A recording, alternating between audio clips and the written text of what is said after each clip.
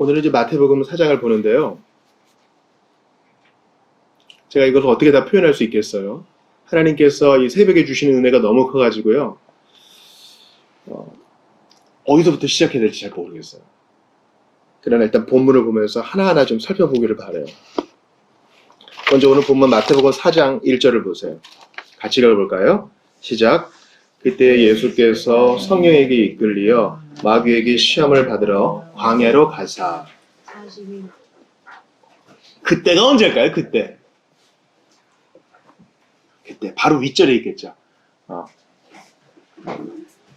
그러면 성경을 보실 때 장절은 하나님께서 나눠주신 거라고요? 아니에요. 장절은 사람이 나눈 거예요. 뭐가 더 먼저 나눠졌겠어요? 장이 먼저 나눠졌겠고 그 다음에 절이 나눠졌겠죠. 그러니까 문맥을 무시한 내가 좋아하는 구절만 딱 보는 것은 별로 좋지 않아요. 그때는 언제예요? 바로 윗절을 보면 알겠죠. 언제입니까? 예수님께서 세례를 받으신 후에. 그때 어떤 일이 일어났어요? 예수님이 요단강에 우선 푹 잠기셨겠죠. 세례 요한이 제가 어떻게 당신에게 세례를 줍니까? 세례 요한이 메시아를 알아봤어요. 근데 예수님께서 그렇게 하라 이렇게 해서 의를 이루는 게 좋다. 세례 요한이 예수님께 세례를 줘요. 그리고 일어나요. 물에서 딱 나오니까 삼위 하나님이 조우하세요. 성자는 물에서 나오시고 성부는 위에서 말씀하세요. 뭐라고 말씀하세요? 오늘 본문에 3장 17절이에요. 시작. 하늘로부터 소리가 있어 말씀하시되 이는 내 사랑하는 아들이요 내 기뻐하는 자라 하시니라. 성부는 말씀하시고 성령은 임하시고 16절에 보니까 하늘이 열리고 하나님의 성령이 비둘기와 같이 내리셨어요. 자기에게 임하셨어요. 삼위 하나님이 그 영광스러운 세례 현장에 함께 하세요. 너무 좋죠? 시작이 좋아요. 시작. 근데 그때에 이렇게 좋은 시작을 했는데 하나님이 성령으로 말미암아 예수님을 어디로 보내세요? 광야로 보내세요. 아니 무슨 용두사미도 아니고 시작을 확 옹골차게 했으면 칼을 뽑았으면 무라도 잘라야지. 이게 뭐야? 메시아 사역 이제 공생의 시작인데 그 시작이 광야예요. 펜이 있으신 분은 광야에 밑줄 치시고 더 두꺼운 펜으로 어디에 밑줄을 치셔야 됩니까? 성령에 치셔야 돼요. 예수님이 그냥 잠깐 쉬어야겠다 광야로 가신 게 아니에요. 성령에게 이끌려.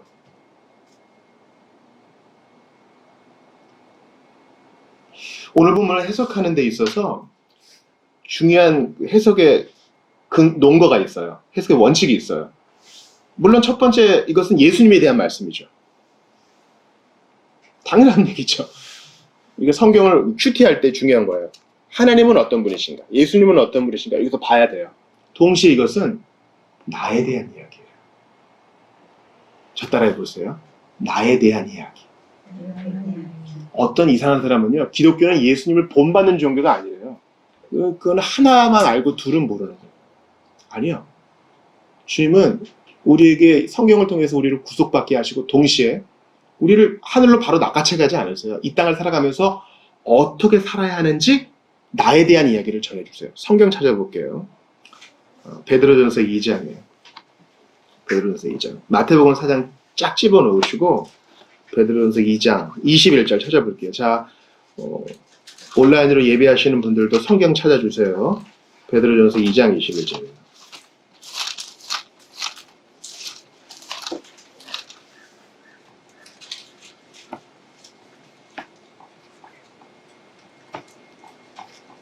자, 다 찾으신 줄 믿고 함께 읽겠습니다. 시작. 이를 위하여 너희가 부르심을 받았으니 그리스도도 너희를 위하여 고난을 받으사 너희에게 본을 끼쳐 그 자취를 따라오게 하려 하셨느니라. 본을 끼쳐 자취를 따라오게 하시려고 오늘 마태복음 말씀이 기록된 거예요. 오늘 본문에서 예수님은 어떤 고난을 받으세요? 먼저 며칠간 금식하십니까? 40일간 금식해요. 와, 40일간 금식.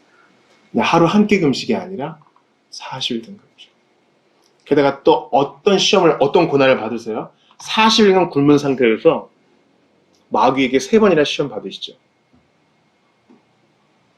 세 번 다 예수님이 기록된 말씀으로 대적하시는데 40일 굶었다면 말할 기운도 없을 거예요. 물론 어떤 분은 40일 금식하니까 더 정신이 명료해지고 새로운 기운이 솟았다고 하는데 이건 분명히 고난은 확실합니다. 자, 이렇게 고난을 받으사 우리에게 무엇을 끼쳤다고요? 본, example. 우리가 따라올 예시를 보여주세요. 그리고 그 자취를 따라오게 하시려고 오늘 말씀해 주세요. 다시 한번 마태복음 4장 보세요. 예수님께서 세례 받으신 이 영광스러운 공생의 시작에 성령에게 이끌려 광야로 가신 것은 우리에게 본을 끼쳐서 그 자취를 따라오게 하시려고. 모든 성도 여러분들께 제가 도전해요. 여러분이 진짜 은혜를 받으셨다면 하나님은 우리를 맑고 밝은 날 꽃길만 걷게 하지 않으셔요.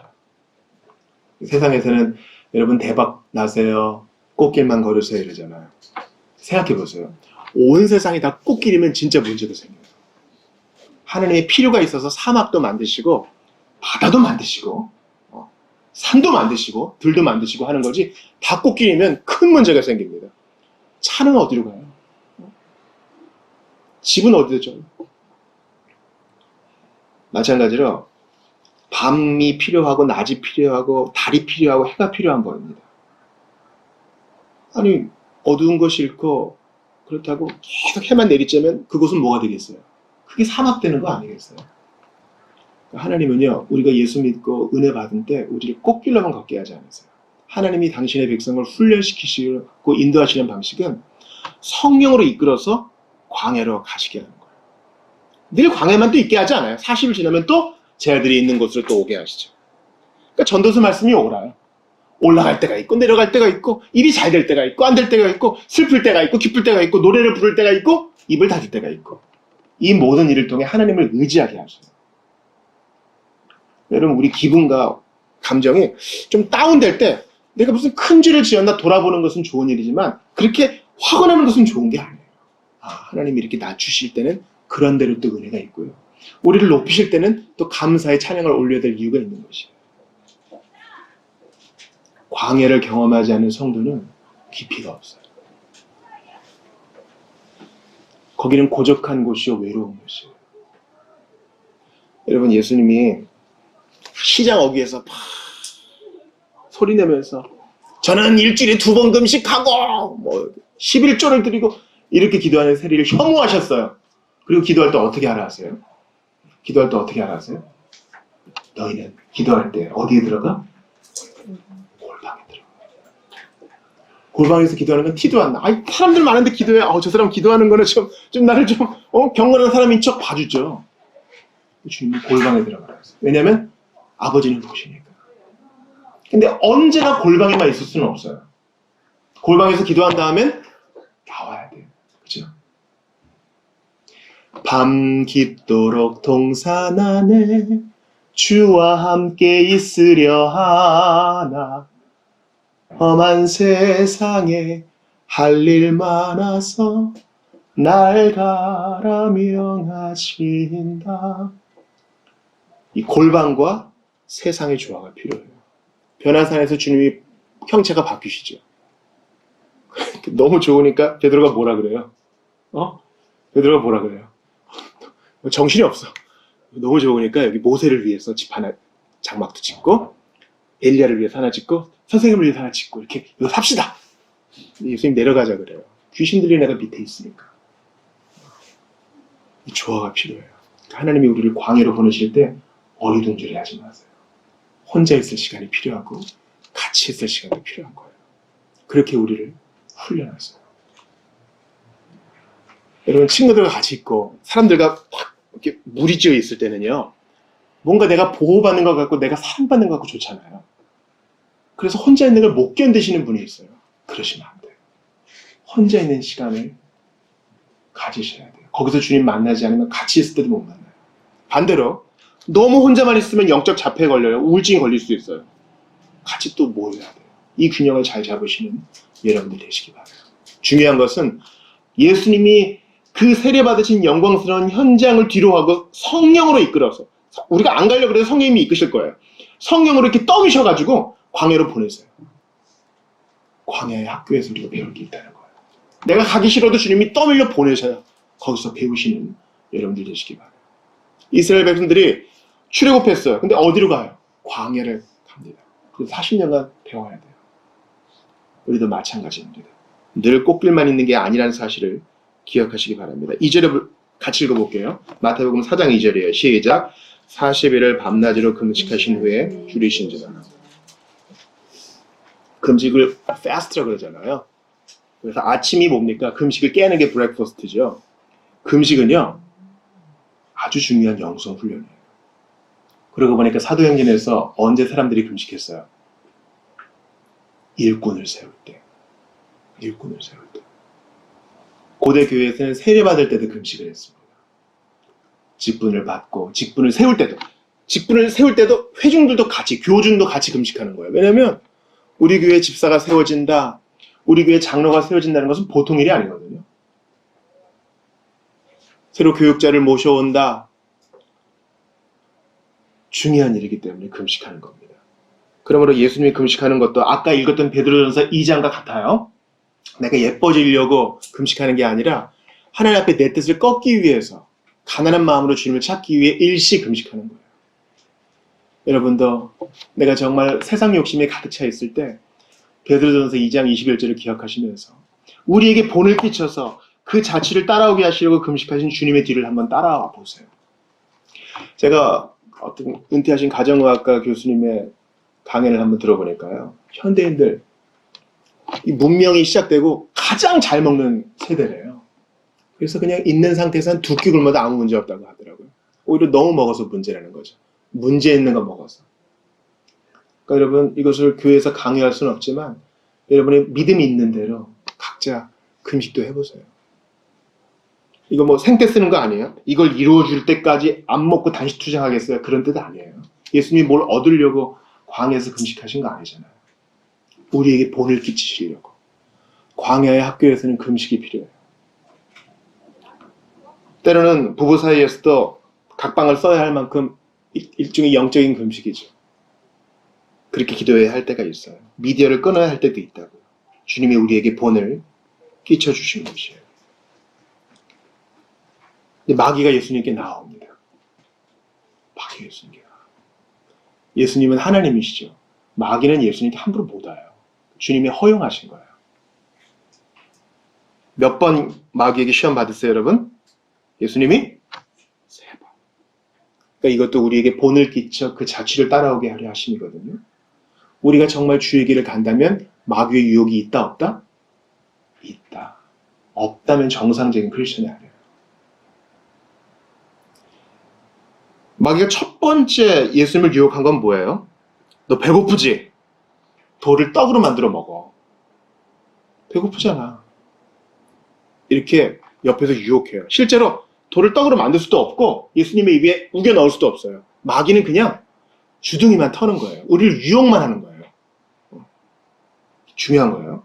두 번째 마귀의 유혹은 뭐예요? 예수님을 성전 꽁대기에 세우고 뛰어내리면 하나님이 딱 보호해 주겠지. 천사가 딱 출동해서 너를 쫙 잡아주겠지. 멋진 쇼가 되겠지. 사람들이 널 좋아하겠지. 뛰어내리라고 속삭일 뿐이에요. 예수님을 밀 수도 없어요. 유혹만 하는 거예요. 이 차이를 아시겠어요? 세 번째 유혹을 보세요. 뭡니까? 높은 산에서 천하만국을 보여주면서 나한테 절하면 이 모든 걸 줄게. 예수님을 강제로 절하게 시킬 수 없어요. 유혹만 할 수 있어요. 여러분 기억하세요? 마귀는요, 우리랑 같은 피조물이에요. 조금 더 능력이 있다 뿐이지 우리랑 똑같은 피조물이라고요. 피조물의 특징은 뭐예요? 전지전능하지 않고 무소부지하지 않아요. 배워서 한다고요. 배워서 학습한다고요. 전지전능하지 않으니까. 기억하세요? 마귀는 우리가 생각하는 것만큼 그렇게 힘이 세지 않아. 우리보다 좀 나을 수 있겠지. 그러나 하나님만큼 전지전능하지 않아. 억지로 시키지 못해요. 유혹만 할 수 있을 뿐이에요. 그러면 그 유혹을 피하십시오. 그 유혹을 대적하십시오. 억지로 못 시켜요.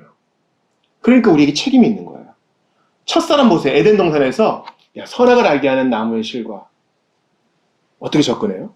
하나님이 이 모든 걸 먹지 말라 그러더니 이렇게 부정적으로 접근하게 해요. 하나님은 요거 빼고 다 먹으라고 하셨는데 마귀의 유혹은 뭐예요? 다 다 먹지 말라 그러시디 부정적인 필터를 끼우는 거죠. 그런 유혹에 넘어가시면 안 돼요. 예수님은 마귀의 유혹에 말씀으로 대적하십니다. 4절 보세요. 시작. 예수께서 대답하여 이르시되 기록되었을 때, 여기도 봤죠? 그 다음에요. 7절 읽을게요. 시작. 예수께서 이르시되 또 기록되었을 때, 10절도 읽을게요. 시작. 이에 예수께서 말씀하시되 사탄아 물러가라 기록되었을 때. 여기까지 한번 보겠습니다. 예수님께서 신명의 말씀을 인용하시면서 기록된 말씀으로 마귀를 대적하세요. 여러분, 예수님이 말씀이세요. 자기가 말씀인데 그러한 하나님이신 예수님, 말씀의 본체이신 예수님이 모세를 통해 기록하게 하신 그 기록에 의거하여 마귀의 유혹을 이기세요. 이거 우리에게 본을 끼쳐 그 자취를 따라오게 하려 하시는 거거든요. 그러니까 우리도 당연히 성경에 익숙해야 유혹을 이길 수 있겠죠. 아, 목사님, 전 자꾸 넘어지고 같은 주에 자꾸 넘어지고 자꾸 방황하고. 그렇죠. 기록된 말씀을 잘 안 보고 이겨낼 무기가 없으니까 어떻게 이기겠어요? 에베소서의 전신갑주 중에 유일한 무기는 뭐야? 다 방어용 무기거든요. 다 방어용이에요. 뭐 투구건, 뭐 호심경이건, 방패건, 다 방어용이잖아요. 유일한 공격 무기는 뭐예요? 말씀의 검이에요.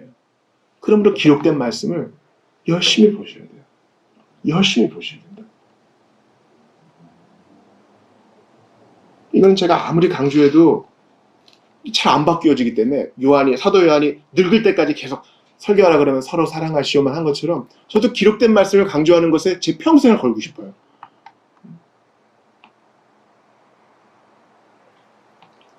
성경을 사랑하는 것이 하나님을 사랑하는 것이요. 성경을 공부하는 것이 마귀의 유혹을 이길 수 있는 유일한 길이에요. 다른 길이 없어요. 근데 우리는 실천적인 무신론자처럼 성경을 잘 안 봐. 그리고 실천적인 아리우스주의자처럼 예수님의 신성만을 강조해. 예수님 우리랑 똑같이 몸을 입고 고난받으셔서 우리에게 본을 끼치셨는데 그걸 또 안 봐요. 우리는 갈 길이 진짜 멀어요. 성경이 재미없다고 느끼실 수 있겠죠. 근데 의지를 들여서 한 장씩 읽어보면 재미가 와요. 기관차를 앞에 두면 객차가 따라와요. 재미가 있고 이해가 되면 그때 읽겠습니다 하면 평생 못 읽어요. 여러분. 일단 켜고 읽어나가면 나중에 그 책이 우리를 읽어내요. 이 신비로운 경험을 하게 돼요. 하나님은 우리에게 당신의 말씀을 비디오 파일로 주지 않으셨어요. 그림 문자로 주지 않으셨어요. 문법이 있는 글로 주셨어요. 이게 의미가 있겠죠. 문법이 있는 글로 주셨다는 것은 읽으라고 주신 거예요. 읽고 들으라고 주신 거예요. 여러분 바쁘시면요. 어떻게 좀 틀어서라도 들으셔요.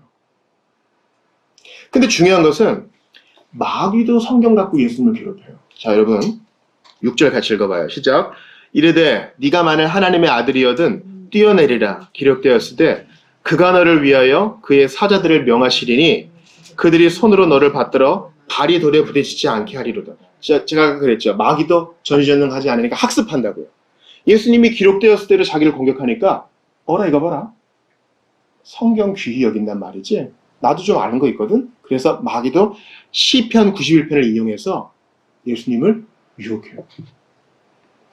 여러분 요즘 길거리에 이단들 전도 진짜 활발하게 하는 거 아세요?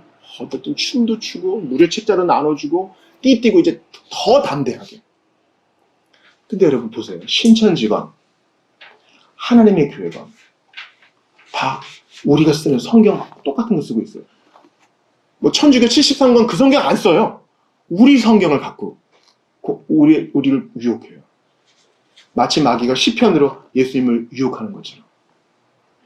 목사님이 성경 많이 보라 그랬는데 근데 성경으로 우리를 공격하니 거짓 선생도 성경 인용해서 우리를 유혹하는 거예요. 이기는 자가 나다 이러면서 교주를 또 강조하고.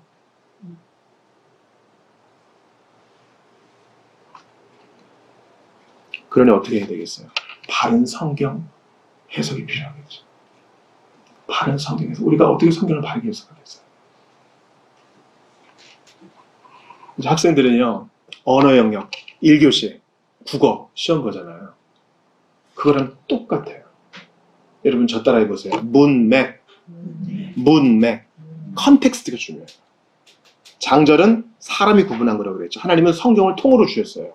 그러니까 성경을 통으로 읽는 훈련을 하셔야 돼요. 자, 마귀는요, 6절에 있는 시편 91편 11, 12절을 자기가 원하는 것만, 예수를 유혹할 목적으로만 그것만 딱 빼가지고 그가 너를 보호하사 손으로 너를 받들어 발이 돌에 부딪히지 않게 해줄 거야. 시편에 이 말씀이 있는 건 맞아요. 그러나 하나님을 시험하기 위해서 뛰어내리란 말씀은 없죠. 하나님의 약속은요, 하나님의 명령이 귀속돼요. 좀 어려운 말이지만 저 따라 해보세요. 하나님의 약속은 하나님의 명령이 귀속된다. 무슨 법적 용어 같죠? 뭐가 더 우선이에요? 명령이 우선이에요.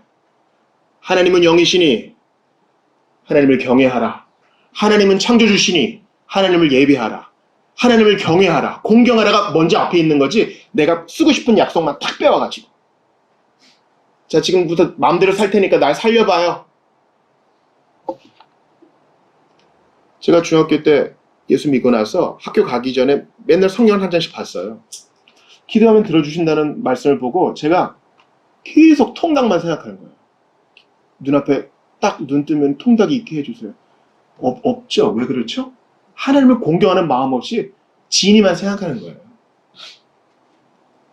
여러분, 우리가 기도할 때 하나님이 예스로 응답하실 때가 있고 또는 노나 웨이트로 응답하실 때가 많아요. 왜 그래요? 내가 정말 하나님을 예배하려는 목적으로 이걸 구했나? 하나님의 뜻에 맞게 구하면 응답하신다 그랬는데 나는 나 좋은 거 구할 때가 많잖아요. 이거 되게 해주세요. 저거 되게 해주세요. 이거 팔리게 해주세요. 저거 사게 해주세요. 자기 정욕대로 구하느라고 못 받는다 그러지 않아요? 야고보 사도가. 그러므로 바른 성경에서 뭡니까? 문맥을 통째로 보는 거예요. 하나님의 명령을 앞에 두는 거예요. 주님은 하나님을 사랑하라 그랬지 하나님을 시험해보라고 하지 않았거든요. 여러분, 어떻게 성경이 2000년 동안 살아남았어요? 하나님 말씀은 자증하는 능력이 있어요. 자증, 스스로 증명하기 때문에 별도의 시험이 필요하지 않아요. 그러므로 하나님이 정말 계실까? 하나님을 시험하려는 요량으로 성경을 해석하지 않고 성경을 통째로 보면서 성경이 성경을 해석하게 하는 것. 내 본인과 하나님 본인가? 이걸 생각해야 돼요. 내 귀에 솔깃한 말씀인가? 아니면 하나님께 영광 돌리는 방식인가? 이러한 방식으로 성경을 해석해야 된다는 것입니다. 사랑하는 여러분, 시간이 많이 지났어요. 두 가지만 나누고 마칠게요. 마귀가 두 번이나 예수님께 질문합니다. 본문 3절을 볼게요. 같이 읽어봐요. 앞부분만이요. 시작.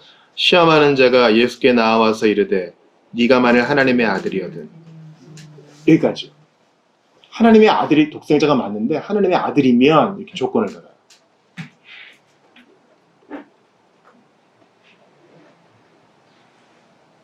(6절도) 같이 읽어봐요. 앞부분만이요. 시작. 이르되 네가 만일 하나님의 아들이어든 뛰어내리라. 여기까지. 로마서 8장이에요.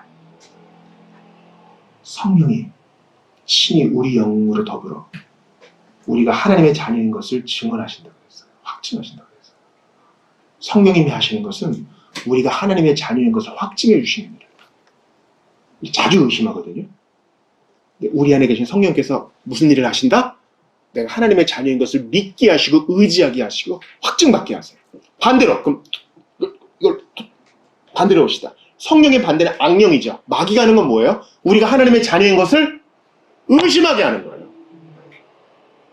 그러니까 마귀에게 시험 받으실 이유가 없는 예수님이 이런 대우를 받으신 것은 본을 끼쳐 우리에게 그 자취를 따라오게 하려 하시는 거예요. 제가 여러분께 농담처럼 얘기했죠. 한 주일 예배 한 달만 안 드려보세요. 그러면 하나님이 계신가? 이런 의심이 딱 든다고 그랬어요. 이건 제가 경험한 거니까. 한 주일 예배 한 6개월 안 드려보세요. 내가 하나님의 자녀라는 감각도 없어요.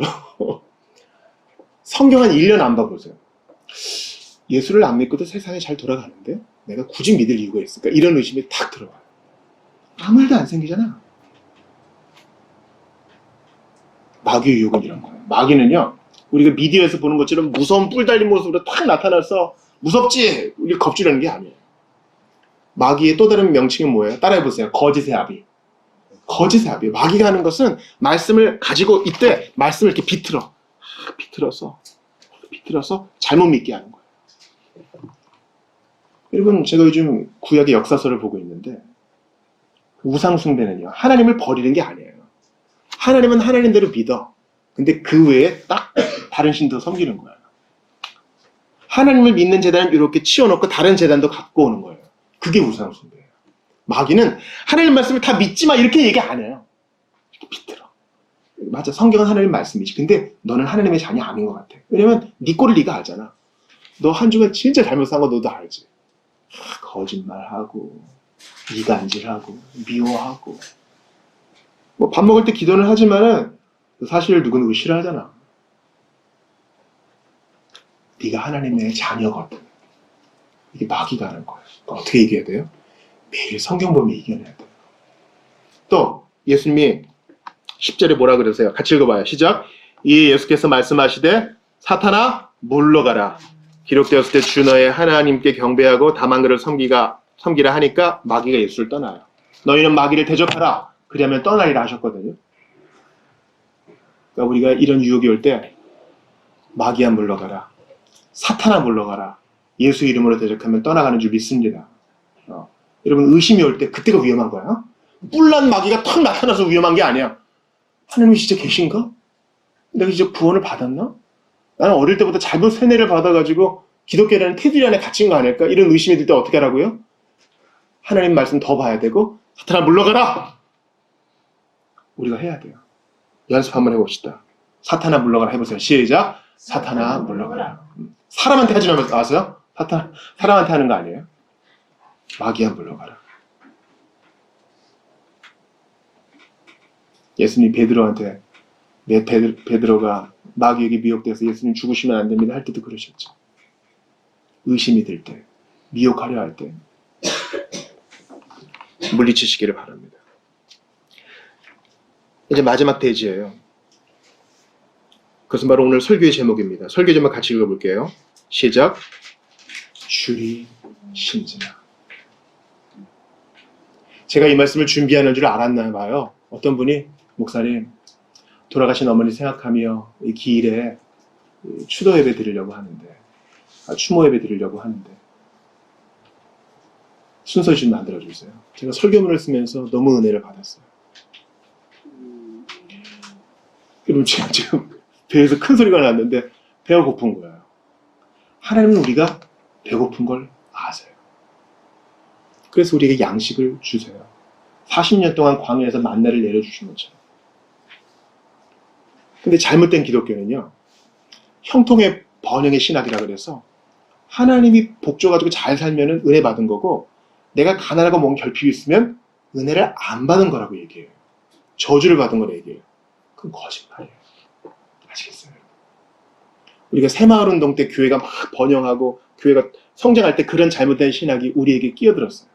자, 좋은 성적이 나와서 좋은 대학 가면 하나님께 복 받은 거고 취업해가지고 바로 결혼하고 아이 낳고 살면 저주를 받은 겁니까? 아니에요. 내 건강해.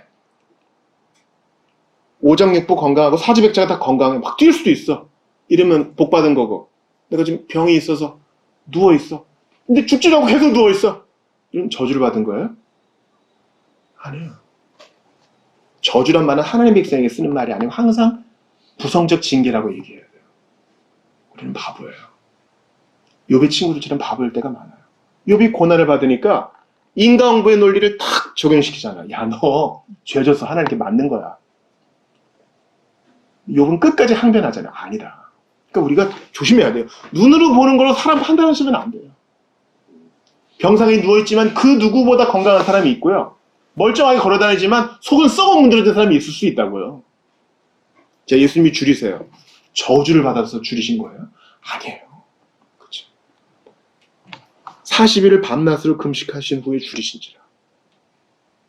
우리가 볼 때 유쾌하지 않은 상황이 있어요. 신명기 8장 3절 읽을게요. 자, 성경 앞에 찾아볼게요. 신으로 찾아볼게요. 신명기 8장 3절.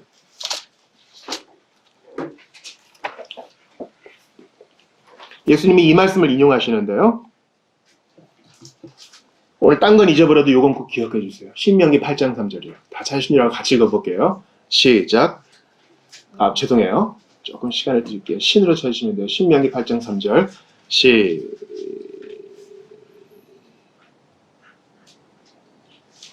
예, 다 찾았어요. 시작. 너를 낮추시며 너를 줄이게 하시며 또 너도 알지 못하며 내 조상들도 알지 못하던 만나를 내게 먹이신 것은 사람이 떡으로만 사는 것이 아니에요. 여호와의 입에서 나오는 모든 말씀으로 사는 줄을 내가 알게 하려 하십니다. 예수님 이 말씀 아시죠? 신명기 3절에 너를 낮추시며 광야에서 유랑하는 이스라엘 백성들에게 주님이 너를 낮추시며 또 너를 줄이게 하시며 맞아요. 때로는 물이 없을 때가 있었잖아요. 목마를 때 바로바로 물이 탁탁 주어지면 얼마나 좋아요. 근데 여러분 자녀 교육하는데 이게 중요하거든요. 나중에 엄마 아빠 되실 분들은 새겨 들으세요. 아이가 뭔가 필요가 있기 전에 착착착착 이렇게 다 해주면요. 아이가 꿈을 가질 여유와 시간이 없어져요. 아이가 좀 심심해야 돼요. 나 뭐하지? 이럴 때 창의적으로 노는데 이거 다음엔 이거 하고 저거 다음엔 이 학원 가고 이렇게 아이를 타이트하게 키우면 아이가 내가 진짜 뭘 원하는지도 몰라요. 그냥 주어진 대로만 살다가 정신없이 나중에 성인이 돼서 늦게 사춘기가 오는 거예요. 우리의 필요를 아는 거. 그래서 이게 하고 싶다는 갈망이 드는 것은 되게 좋은 거예요. 갈망이 생길 틈도 없이 뭔가를 계속 주면요. 아니 애도 울어야 젖을 주지. 울지도 않는 게 젖을 처음 울면 애기는 우는 법을 까먹습니다. 보세요. 너를 낮추시면 너를 줄이게 하시며 하나님이 하나님 백성을 이렇게 낮추실 때가 있어요. 김지훈 목사 하고 싶은 건요. 하나님이 항상 복을 주고 항상 돈을 주고 항상 건강을 주고 이러면 좋을 것 같은데 하나님은 더 지혜로우셔서 우리를 낮추셔. 제가 이거 추모 예배 순서를 쓰면서 그랬어요. 돌아가신 분을 생각하며 예배하는 거잖아요. 때로는 사랑하는 사람도 데려가세요. 때로는 있던 돈도 좀 없어질 때가 있어요. 때로는 건강을 잃을 때도 있겠죠. 때로는 평안이 좀 없어질 때도 있어요. 우리를 줄이고 낮추신 것은요. 우리가 저주받아서가 아니라 우리가 떡으로만 사는 것이 아니에요. 하나님의 입에서 나오는 모든 말씀으로 살게 하시려고 그거 알게 하시려고 하는 거예요.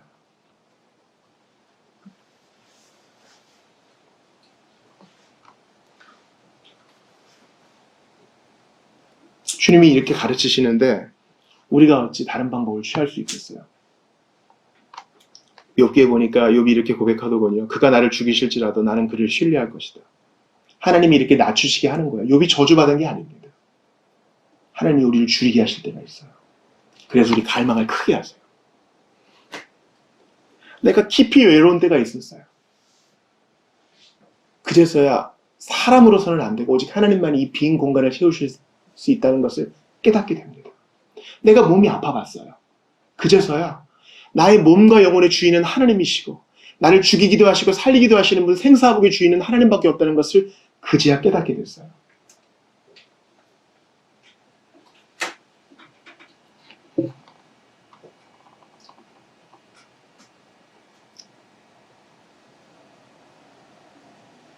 예수님이 줄여보셨기 때문에 오늘도 배고파하는 우리를 먹이실 수 있습니다. 예수님께서 맞아보셨기 때문에 오늘도 고통당하는 우리를 위로하실 수 있으십니다. 예수님께서 눈물 흘려보셨기 때문에 오늘도 몸부림치는 우리를 끌어안으실 수 있으십니다. 히브리서 2장 18절을 들어보세요. 그가 시험을 받아 고난을 당하셨은즉 시험받는 자들을 능히 도우실 수 있느니라. 여러분 저 따라해보세요. 그가 시험을 받아 고난을 당하셨은즉 그가 시험을 받아 고난을 당하셨은즉 시험받는 자들을 능히 도우실 수 있느니라. 시험받는 자들을 능히 도우실 수 있느니라. 해봤기 때문에 배고파 봤기 때문에 배반당해 봤기 때문에 굶어 봤기 때문에 죽어 봤기 때문에 우리를 도우실 수 있습니다. 줄이시지 않아도 될 그분이 줄이셔서 우리에게 본을 끼쳐 그 자취를 따라오게 하시니 우리의 형편이 어떠하든 있는 자리에서 주님을 의지하고 하나님만 붙들고 나아가는 우리 모두가 될 수 있기를 간절히 바랍니다. 우리 한번 눈을 감고 기도해 봅시다. 여러분 주신 말씀을 좀 기억해 주세요. 하나님이 우리를 낮추실 때가 있다고요. 그때 원망하지 아니하고 주님이 우리를 광야에 보내신 이유를 기억하면서 주여 주님만 의지하게 하소서. 하나님 한 분만으로만 만족하고 의지하며 사는 법을 배우게 해 주시옵소서. 낮아지고 결핍이 있는 것은 저주가 아니라 하나님께서 우리를 사랑하시는 표현인 줄 압니다. 주여 이 시간을 잘 이겨내게 해 주시옵소서. 우리의 있는 형편, 우리의 부족한 형편을 다 주께 고하며 주신 말씀 붙들고 같이 기도하겠습니다. 주님께 감사합니다. 아버지 우리를 낮추시고 우리를 줄이게 하시는 데 감사합니다. 주님 도와주시옵소서. 은혜를 더하여 주시옵소서. 함께 해주시기를 간절히 바라고 원합니다. 아버지 하나님 도와주소서. 은혜를 베풀어 주옵소서. 마귀의 유혹이 있으나 능히 이겨내게 하여 주시옵소서. 도와주실 것을 믿고 주 예수님의 모든 것을 맡기는 우리 하나님 도와주옵소서. 주 모든 주의 백성들 함께 하시고 그 마음을 붙들어 주시옵소서. 하나님 아버지 도와주옵소서. 아버지 함께 하시옵소서. 우리 모두가 기도함으로 주께 나아가게 하시고 하나님을 더 의지하게 하시옵소서. 아버지를 기도합니다. 우리 주님만 의지하게 하여 주시고 간절히 바랍니다. 아버지 도와주소서. 주님을 더 의지하게 하시고 줄여보신 분께서 우리를 부유하게 하시고 부유하신 분으로서 배고파 보셨으니 주여 우리에게 주시는 교훈이 있는 줄 압니다. 본을 끼쳐 우리를 자신을 따라오게 하셨으니 믿음으로만 앞으로 나아가게 하시옵소서. 지금 있는 형편을 자기 연민에 빠지지 아니하고 예수님을 의지할 수 있도록 도와주소서. 함께하는 모든 자에게 은혜를 더하여 주시옵소서. 이 모든 말씀을 예수님 이름으로 기도합니다. 아멘.